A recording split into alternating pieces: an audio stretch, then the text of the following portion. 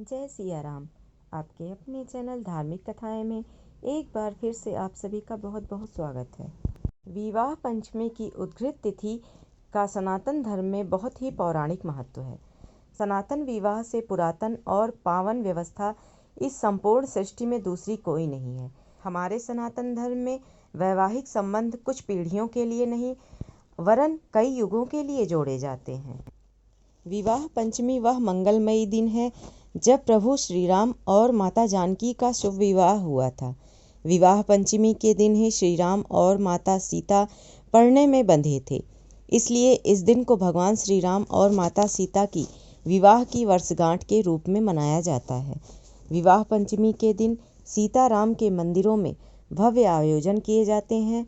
भक्त इस दिन विशेष पूजा और अनुष्ठान संपन्न करते हैं। खास तौर पर अयोध्या में इस दिन शानदार आयोजन किया जाता है तथा माता सीता और प्रभु श्री राम के विवाह की वर्षगांठ को मनाया जाता है। इतिहास साक्षी है कि प्रभु श्री राम ने जितना प्रेम माता सीता से किया, युग युगांतर तक कहीं किसी ने नहीं किया।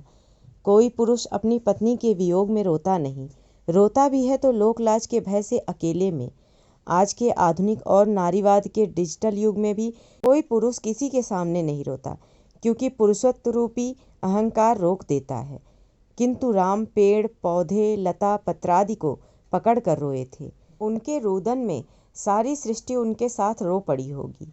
कितनी बड़भागी थी माता सीता जो उन्होंने राम का वरण किया था। हिंदू पंचांग के अनुसार मार्गशीर्ष माह के शुक्ल पक्ष की पंचमी तिथि को विवाह पंचमी मनाई जाती है।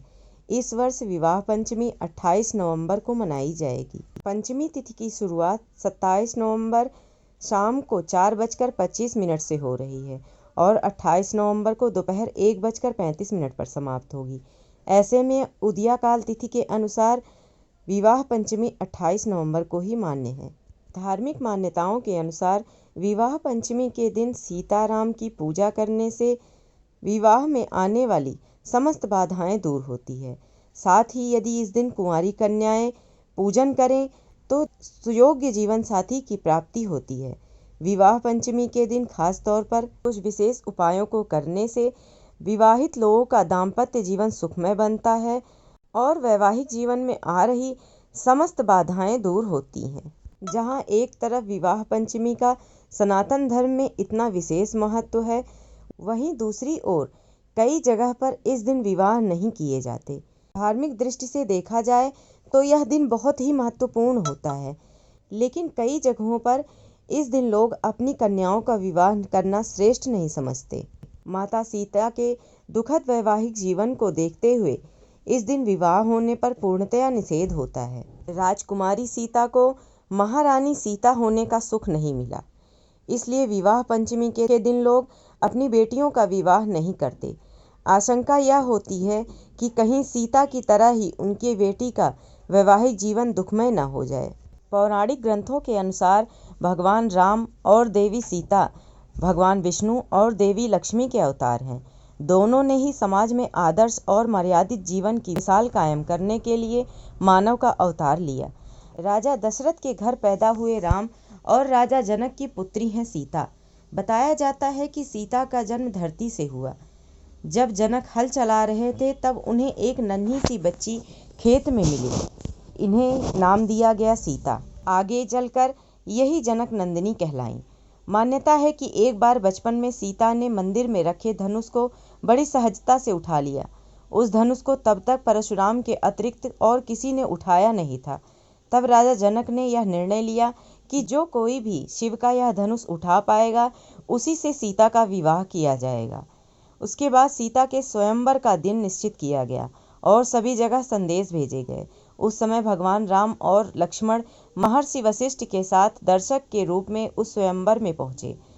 कई राजाओं ने प्रयास किए, लेकिन कोई भी उस धनुष को हिला न सका। प्रत्यंचा चढ़ाना तो दूर की बात थी, हताश जनक ने करुण शब्दों में अपनी पीड़ा वशिष्ठ के सामने व्यक्त की थी कि क्या कोई मेरी पुत्री की योग्य नहीं है। तब महर्षि वशिष्ठ ने भगवान राम को इस स्वयंवर में भाग लेने के लिए आदेशित किया। अपने गुरु की आज्ञा का पालन करते हुए भगवान श्री राम ने धनुष उठाया और उस पर प्रत्यंचा चढ़ाने लगे कि धनुष टूट गया।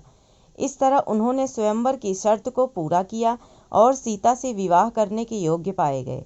राम और सीता भारतीय जनमानस में प्रेम, समर्पण, उदात्त मूल्य और आदर्श के परिचायक पति पत्नी हैं। इतिहास पुराण में राम सा कोई पुत्र, भाई, योद्धा और राजा नहीं हुआ। उसी तरह इतिहास पुराण में सीता सी कोई पुत्री, पत्नी, माँ, बहू नहीं हुई। इसलिए भी हमारे समाज में राम और सीता को आदर्श पति पत्नी के रूप में स्वीकारा, सराहा और पूजा जाता है। इसी के मद्देनजर राम सीता के विवाह की वर्षगांठ को उत्सव के रूप में मनाए जाने की परंपरा है। विवाह पंचमी के दिन माता सीता और प्रभु श्री राम का विवाह बहुत ही शुभ मुहूर्त में किया गया। फिर भी उनका वैवाहिक जीवन सफल नहीं हुआ।